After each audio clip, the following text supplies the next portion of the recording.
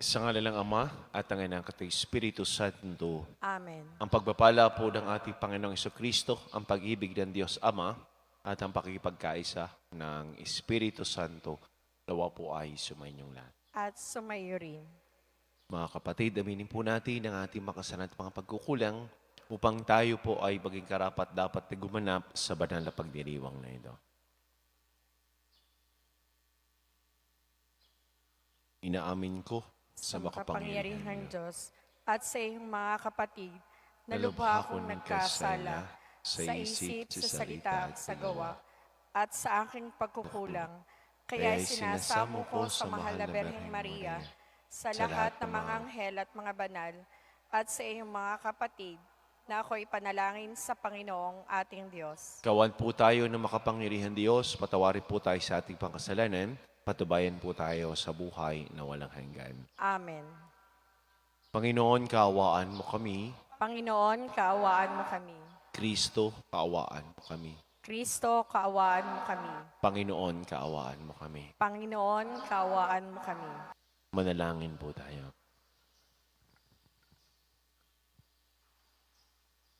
Ama naming makapangyarihan, buong galak naming pinararangalan ng alaala ni Santa Escolastica. Ang pagtingin namin sa kanya bilang huwaran sa katapatan ay magbunga nawa ng aming pagkakaroon ng maasahang pag-ibig sa aming paglilingkod sa iyo at sa pamumuhay sa walang malimong kagalakan. Sa pamagitan ni Jesucristo kasama ng Espiritu Santo magpasawalang hanggan. Amen. Pagbasa mula sa aklat ng Henesis. Ang ahas ang pinakatuso sa lahat ng hayop na nilikha ng Panginoon. Minsay tinanong nito ang babae, "Totoo bang sinabi ng Diyos na huwag kang kakain ng anumang bungang kahoy sa halamanan?" Tumugon ang babae, "Hindi naman. Ipinakakain sa amin ang anumang bunga sa halamanan, huwag lamang ang bunga ng puno na nasa gitna niyon. Pag kami raw ay kumain ng bunga nito o humipo man lamang sa punong iyon, mamamatay kami." "Hindi totoo iyan. Hindi kayo mamamatay," wika ng ahas. Gayon ang sabi ng Diyos, sapagkat alam niyang kung kakain kayo ng bunga niyon, magkakaroon kayo ng pagkaunawa. Kayo'y magiging parang Diyos, malalaman ninyo ang mabuti at masama. Napakaganda sa paningin ng babae ang punong kahoy, at sa palagay niya'y masarap ang bunga nito. Nabuo sa isipan niya na mabuti ang maging marunong, kaya't pumitas siya ng bunga at kumain. Kumuha rin siya para sa kanyang asawa at kumain dito. Nagkaroon sila ng pagkaunawa matapos kumain. Noon nila nalamang sila'y hubad. Kaya't kumuha sila ng mga dahon ng igos, pinagtagni-tagni at ginawang panakip sa katawan. Pagdadapit hapon, narinig nilang naglalakad sa halamanan ang Panginoon. Kaya't nagtago sila sa kahuyan. Ang salita ng Diyos. Salamat sa Diyos. Salmong tugunan. Mapalad ang pinagbigyang mahango sa kasalanan. Mapalad ang pinagbigyang mahango sa kasalanan. Mapalad ang tao na pinatawad na yaong kasalanan at nalimot na rin ang kanyang nagawang mga pagsangsang. Mapalad ang taong sa harap ng poon ay di naparatangan dahilan sa siya'y di nagkasala at hindi nalinlang. Mapalad ang pinagbigyang mahango sa kasalanan. Ako ay lumapit sa iyong harapan at sila'y inami. Ang aking ginawa'y mga pagsalansang di ko inilihim. Pinagpasyan kong ang lahat ng ito sa iyo'y idaig. At aking natamo ang iyong patawad sa sala kong angkin. Mapalad ang pinagbigyang mahango sa kasalanan. Ang lahat ng tapat sa panahong gipit dapat manalangin. Upang bumugso man ang malaking bahay, di sila abutin. Mapalad ang pinagbigyang mahango sa kasalanan. Kublihan ko ikaw ang sasagip kung nababagabak. Aking aawitin ang pagkakalinga at yung pagliligtas. Mapalad ang pinagbigyang mahango sa kasalanan.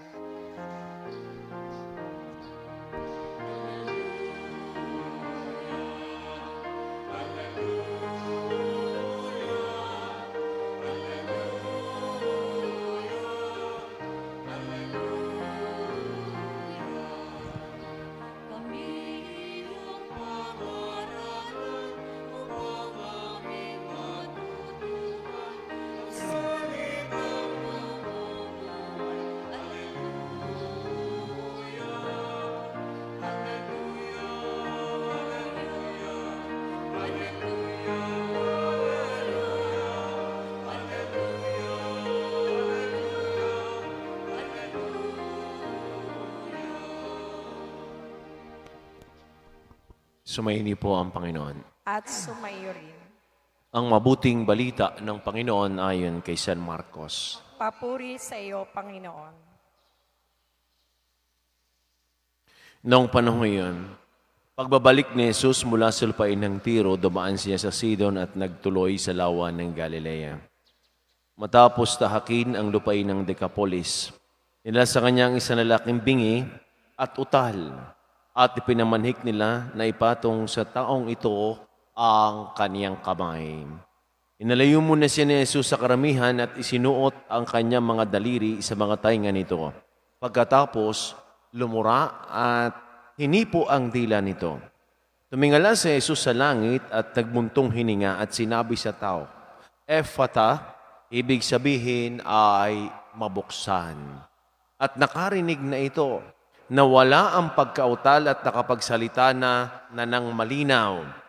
Sinabi ni Jesus sa mga tao na huwag ibalita ito kanino man. Ngunit kung kailan sila pinagbawalan, ay lalo naman nilang ipinamamalita ito. Sila ay lubhang ng gilalas at ang wika.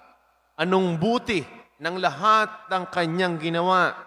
Nakaririnig na ang bingi at nakapagsasalita na ang pipi.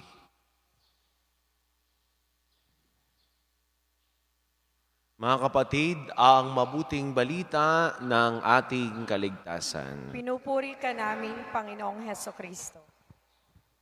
Purihin po natin ang Diyos na buhay, palakpakan po natin siya. Magandang umaga po sa ating lahat. Sa mga may birthday po ngayong araw na ito, happy birthday. Sa mga may wedding anniversary, congratulations po sa inyo. Sa ating mga mahal sa buhay na nasa iba't ibang dako ng mundo, saan po kayo naroroon, patuloy po kayong ingatan at gabayan ng ating Panginoon Diyos. Sa ating unang pagbasa, narinig po natin sa aklat ng Henesis ang pagbagsak ng ating unang mga magulang, sina Eva at si Adan. Ang sabi dito ay ang ahas ang pinakatukso sa lahat ng hayop ng nilikha ng Panginoon. Ano expression natin? Inaahas ka na, hindi mo pa alam. Pag sinabihan kang ahas ka, ay napakasakit nito. Pero nung una naman, ang simbolismo ho ng ahas ay nangangahulugan ho ng fertility. At ito nga ho'y ginagamit pa ng mga sinaunang mga tao. Pero sa paglalarawan dito, ay ang ahas ang pinakatusok. Alam mo ninyo, when it comes to temptation, temptation always comes in good appearance.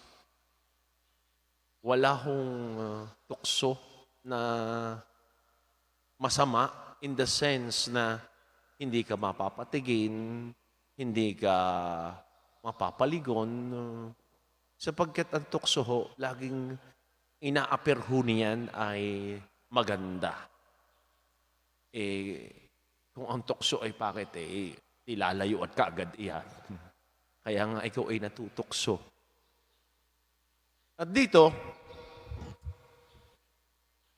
ang sabi ng ahas ay, totoo ba na kapag kinain, totoo ba na pinagbabawalan kayo na kumain ng iba't ibang bunga dito sa Hardin ng Eden? Ang sabi ng babae ni Eva ay, hindi naman kami pinagbabawalan, maliban lamang sa isang puno o bungang kahoy na hindi namin pwedeng kainin sapagkat kami pag kinain ay mamamatay. Alam mo ninyo, ang sabi ng demonyo, huwag kang maniwala. Pag kinain mo yan, hindi ka mamamatay at makakatulad mo ang Diyos. Sino ba naman ang hindi mabibighani? Sino ba naman ang hindi matutokso pag sabihin sa iyong hindi ka mamamatay at makakatulad mo ang Diyos? Ba? Sino hindi bibigay sa tuksong ito? Yung hindi ka mamamatay, magiging immortal ka, makakatulad mo ang Diyos. Kaya ayan ang nangyari. Siguro tuwan-tuwa ang ahas. Tuwang-tuwa siya. Tuwan-tuwa ang demonyo. Sapagkat yung pain na ibinigay ng demonyo ay dito na namulat si Eva at si Adan na sila ay nagkasala at subuway sa Diyos. Dami-dami hong temptation, ang dami-dami din naman hong tukso. Hindi lamang ho ahas, kung hindi maraming mga ahas sa mundong ito. Gusto natin kapantay at Diyos. Gusto nating alamin ang kinabukasan. Mga fortune tellers ka, hinuhulat, gusto nilang buksan ang talumbong ng kinabukasan. Bakit? Sapagkat gusto nilang makatulad ng Diyos, masabi ang kinabukasan. Kaya sa unang pagbasa, pinapaalalahanan ho tayo. Pinapaalalahanan tayo, huwag ho tayong basta-basta maniniwala at huwag ho tayong basta bibigay sa kung anuman ang mga pangaakit ng makamundo sa pamamagitan ng iba't ibang temptation. Nabuksan ang kanilang isipan. Ang tanong sabi nila, sila'y nagtago, nahiya. Ang tanong sabi, tayo pala ay mga hubad. Kaya't nagtatago sa Diyos. Ano ang sabi ng Diyos? Nasaan kayo? Hindi nagtanong ang Diyos na nasaan kayo in the sense na hindi ko kayo makikita. Alam ho ng Diyos. At yan ho ang ibinubunga ng kasalanan, nakakahiya. Nakakahiya naman ho talaga. Yung simple pangungumpisal, kayo ho ay nahihiya. Bakit pag nagawa ng kasalanan hindi nahihiya? Kayo ay nahihiya lumapit pag nangungumpisa, lalo't higit pagkilala ang pari. Ayaw na ayaw ninyong lumapit. Kilala kayo ni Father. May pagtungo pa kayo. Kilala naman ang inyong boses. Ang iba'y babaguhan pa ang boses. Wala kayong maitatago sa Diyos. Sa kagandahan, di kayo'y lumapit at kayo ay nangumpisal. Sa atin ng Ebanghelyo, Ipinagaling si Jesus. Yung bingi at pipi. Well, minsan naman ho, pag ikaw ay bingi, ikaw ay pipi na din. At mahirap naman ho talaga ang maging bingi at mahirap din naman ho ang sabi din ay utal. May speech impediment. Kayo ga ho nakakapagsalita nga kayo pero minsan ang inyong pandinig ay pahina ng pahina. At yan naman ho ang isa sa naging sakit habang tayo daw ho ay tumatanda. Yung nabibingi.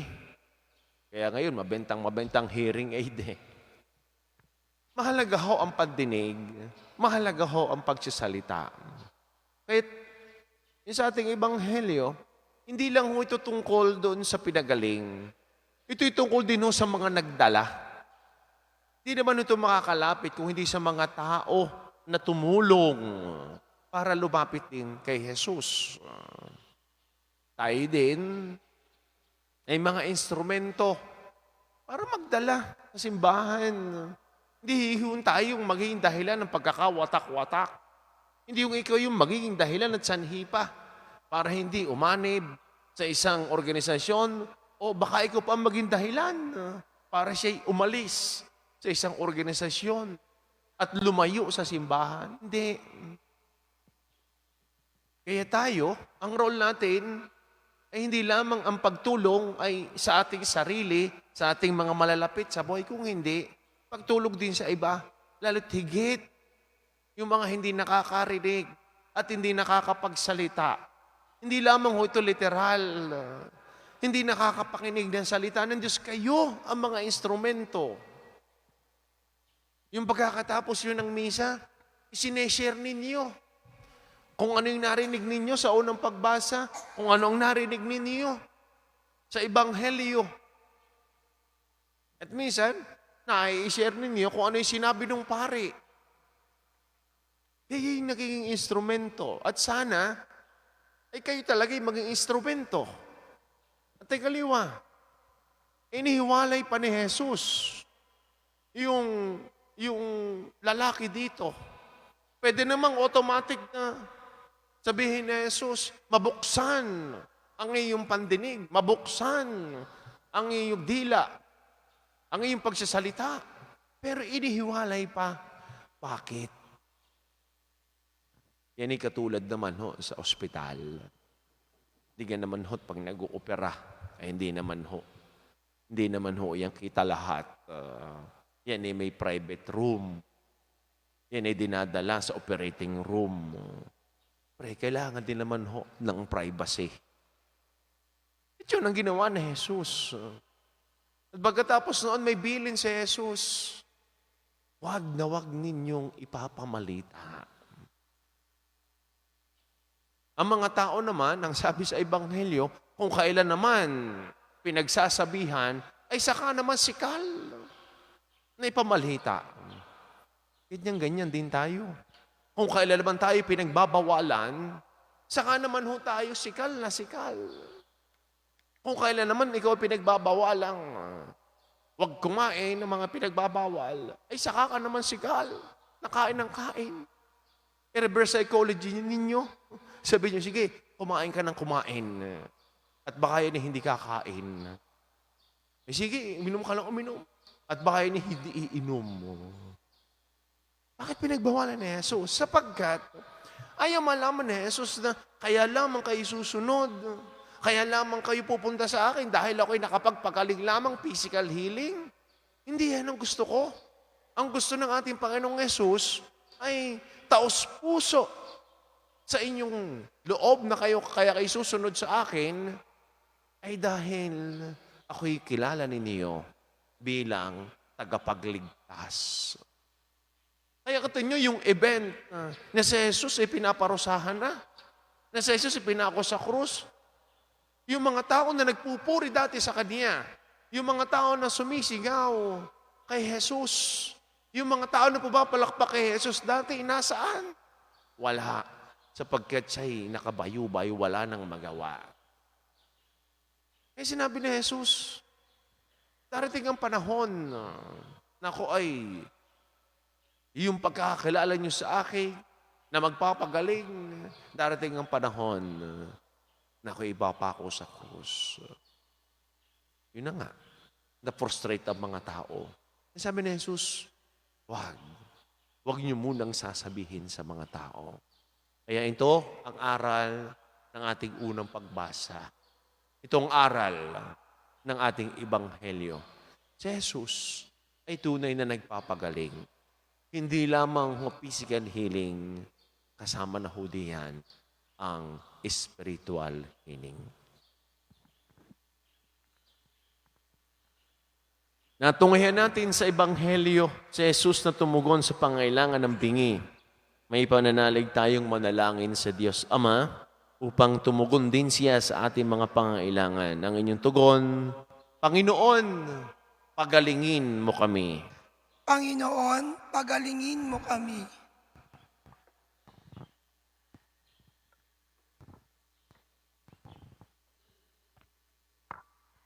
Ang simbahan at ang kanyang mga miyembro naway maging bukas sa mensahe ng pagpapagaling ng Ebanghelyo. Manalangin tayo sa Panginoon. Panginoon, pagalingin mo kami. Tayo naway maging bukas ang mga tenga at puso sa hinaing ng ating kapwa. Manalangin tayo sa Panginoon. Panginoon, pagalingin mo kami. Atin nawang laging gamitin ang biyaya ng pagsasalita para ipahayag ang kaluwalhatian ng Diyos. Manalangin tayo sa Panginoon. Panginoon, pagalingin mo kami. Ang mga nag-aaruga sa mga bingi at mga pipi, naway mapalakas ang kanilang kalooban ng kabutihang loob ni Kristo. Manalangin tayo sa Panginoon. Panginoon, pagalingin mo kami. Ang mga pumanaw na ay mamahinga nawa sa kapayapaan at ang mga nalulumbay naway mabigyang kasiyahan. Manalangin tayo sa Panginoon. Panginoon, pagalingin mo kami.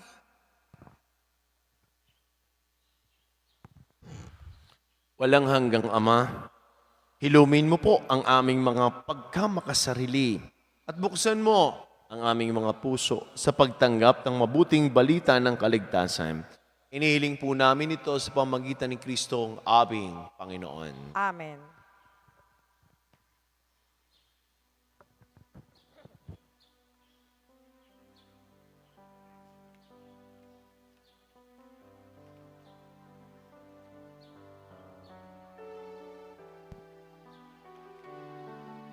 Kapuri-puri ka, Diyos, mula sa lupa. Kapuri-puri ang may kapal ngayon at kailanman.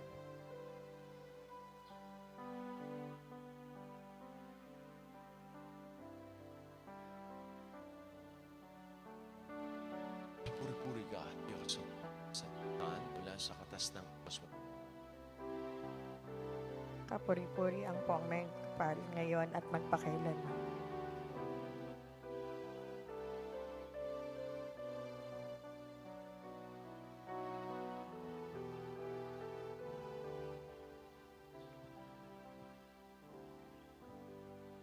Manalangin po kayo mga kapatid upang ating paghahain ni kalugdan ng Diyos amang makapangyarihan. Tanggapin nawa ng Panginoon itong paghain sa iyong mga kamay, sa kapurihan niya at karangalan, sa ating kapakinabangan at sa buong sambayanan niyang banal. Ama naming lumikha, sa pagpapayag namin sa iyong kadakilaan, ngayong ginugunita namin ang dalagang si Santa Escolastica, ang kalugod-lugod niyang kagitingan sa pamumuhay ay magpagindapat na kalugdan mo ang mga aming mga alay sa pamagitan ni Jesucristo kasama ng Espiritu Santo magpasawalang hanggan. Amen. Sumayin niyo po ang Panginoon. At sumayo, Kita sa Diyos ang kanyang mga puso at diwa. itinasa namin sa Panginoon. Pasalamatan po natin ang ating Panginoon Diyos. Marapat na siya'y pasalamatan. Ama naming makapangyarihan, tunay ngang marapat na ikaw ay aming pasalamatan. Ngayon kinagagalak naming may mga banal na tao na nagtalaga ng sarili sa anak mong si Jesucristo upang pamahalan silang paghahari mo at maakit ng kapwa na manalig sa iyo. Ngayon sa amin ibinibigay ng iyong anak na minamahal, ang kabanalang iyong taglay at ang admong kamti ng tanan, ito ang pinanggagalingan aming nililingon. Dito mo rin nais na kami makarating at humantong. Kaya, kaysa ng mga anghel, na nagsisiawit ng papuris na walang umpay sa kalangitan, kami po ay nagbubunyi sa iyong kadakilaan. Santo, Santo, Santo Panginoon Diyos na mahukbo, Napupuno napupuno ang langit at lupa ng kadakilaan mo. Hosana sa kaitaasan, pinagpala ang naparito sa ngalan ng Panginoon. Hosana sa kaitaasan. Ama naming banal, ikaw po ang bukal ng tanang kabanalan, kaya't sa pamagitan ng iyong Espiritu, ang impong banal ang mga kaloob na ito, upang para sa amin ay maging katawan at tugon ng aming Panginoong Jesucristo. Bago niya pinagtiis ang kusang loob na maging handog, hinawakan niyang tinapay, pinasalamatan kaniya, pinaghati-hati na ninabot sa kanyang mga alagad at sinabi, tanggapin ninyong lahat ito at kanin ito ang aking katawan, nihahandog para sa inyo.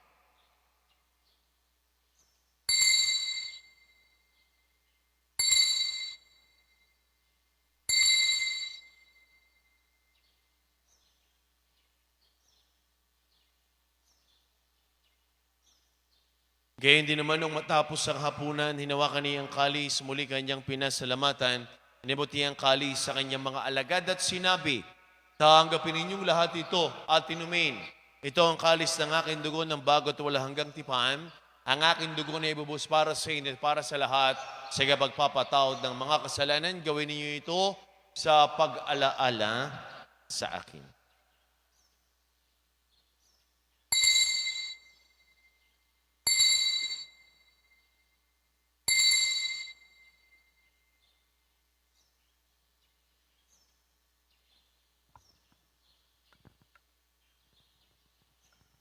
Misteryo ng ating pananampalataya. Si Kristo'y namatay, si Kristo'y nabuhay, si Kristo'y babalik sa wakas ng panahon. Ama, ginagawa po namin ngayon ang pag-alaala sa pagkamatay at muling pagkabuhay ng iyong anak. Kaya tinialay po namin sa iyong tinapay na nagbibigay buhay at ang kalis na nagkakaloob ng kaligtasan. Kami nagpapasalamat dahil kaming minarapat at tumayo sa harap mo para maglingkod sa iyo. Sinasamo po namin kami magkakasalo-salo sa katawan ng tuwing ni Kristo mabuklod sa pagkakaisa sa pamagitan ng Espiritu Santo. Ama, lingapin mo yung simbahang laganap sa buong daigdig, puspusin mo kami sa iyong pag-ibig. Kay San Francisco naming Santo Papa, at ng Gilbert naming Arsobispo, at ng lahat ng mga kaparian, alalahanin mo rin po ang mga kapatid naming nahimlay na. Nang may pag-asang sila'y muling mabubuhay, gayon din ng lahat ng mga pumanaw, kaawa mo po sila patuloyin sa iyong kaliwanagan, kaawa mo pagdapatin kaming lahat, na makasalo sa himbuhay na walang wakas.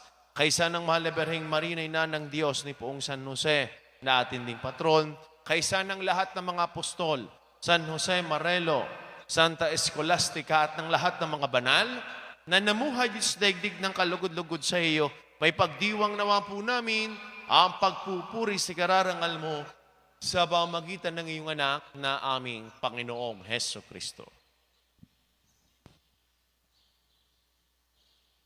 Sa pamamagitan ni Kristo, kasama niya at sa Kanya, ang lahat ng parangal papuri sa Diyos sa makapangyarihan, kasama ng Espiritu Santo, magpasawalang hanggan.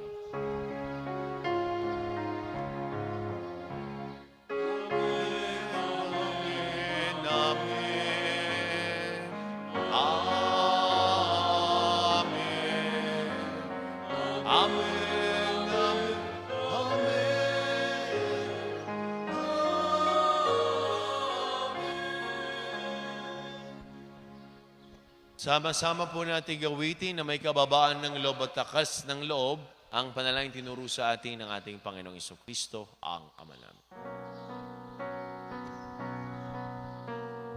Ama namin, sumasalangit ka, sambahin ang ngalan mo.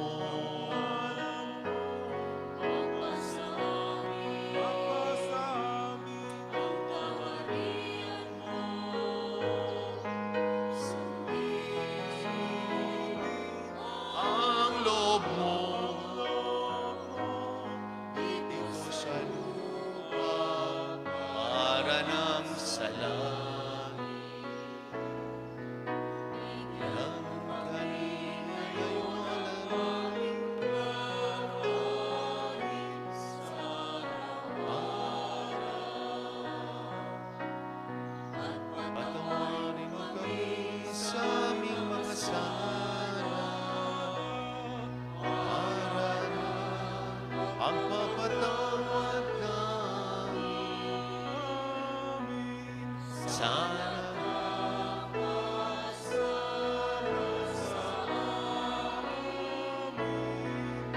at huwag kami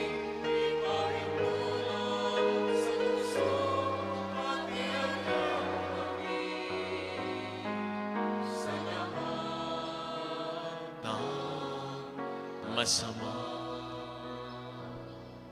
Iniling po namin kami adya sa lahat ng masama, pagkalooban ng kapayapaan araw-araw, ligtas sa kasalanan, at ilayo sa lahat ng kapahamakan. Samantalang aming pinananabigan ng dakilang araw ng pagpapahayag ng tagapagligtas naming si Heso Kristo. Sapagkat iyo ang kaharian at ang kapangyarihan at ang kapurihan, magpakailanman. Amen. Panginoong Kristo, sinabi mo sa iyong mga apostol, kapayapaan ang iniiwan ko sa inyo, ang aking kapayapaan ang ibinibigay ko sa inyo. Ngayon mga aming pananampalataya at ang aming mga pagkakasala. Pagkalooban po kami ng kapayapaan at pagkakaisa ayon sa iyong kalooban, kasama ng Espiritu Santo magpasa walang hanggan. Amen. Ang kapayapaan po ng Panginoon ay lagi ng sumainyo. At sumayo rin. Bigayin po kayo ng kapayapaan sa bawat isa. Peace be with you. Kordero ng Diyos na nag-aalis ng mga kasalanan ng salibutan, maawa ka sa amin. Kordero ng Diyos na nag-aalis ng mga kasalanan ng salibutan, maawa ka sa amin. Kordero ng Diyos na nag-aalis ng mga kasalanan ng salibutan, ipagkaloob mo sa amin ang kapayapaan.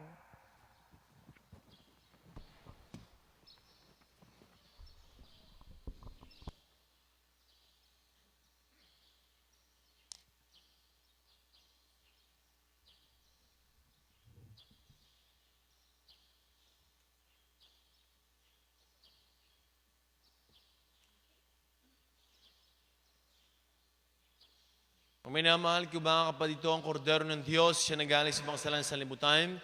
Mapalad po tayong lahat ng mga inanin sa kanyang banal na piging.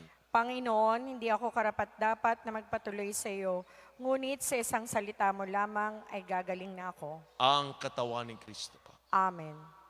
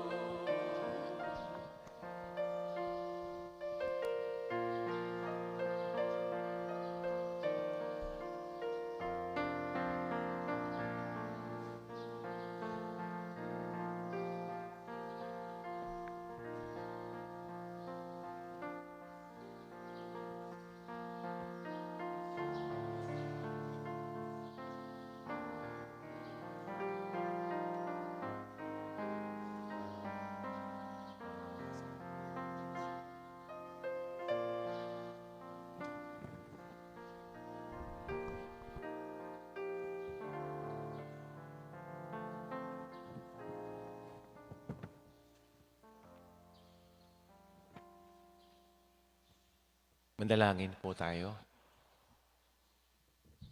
Ama naming mapagmahal, sa pagsalo namin ngayon sa banal ng Pangkinabang, matulungan nawa kami ng ulirang katapatan ni Santa Escolastica upang tanging ikaw ang aming mahalin habang inaako namin ang malasakit ni Jesucristo kasama ng Espiritu Santo magpasawalang hanggan. Amen.